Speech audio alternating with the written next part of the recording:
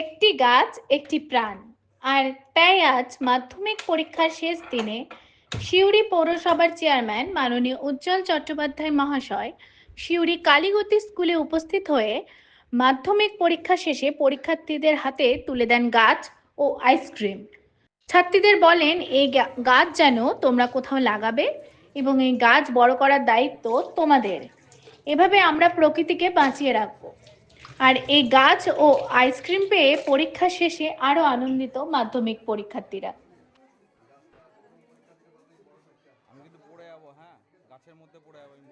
আজকে আমি সিউড়ি পৌরসভা চেয়ারম্যান হিসেবে উদ্যোগ নিয়েছিলাম যে আমাদের এই যে ছাত্রীরা আছে আজকে লাস্ট পরীক্ষা মাধ্যমিক, তো আজকের দিনে আমরা একটা করে গাছ উপহার দিলাম আর একটা করে আইসক্রিম।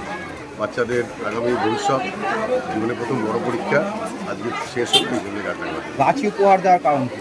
গাছ উপহার দিলাম মানে গাছ তো আমাদের প্রাণ, একটি গাছ লাগাও প্রাণ বাঁচাও, এটা আছে আমাদের কথাতে। গাছ আমি খুব ভালোবাসি।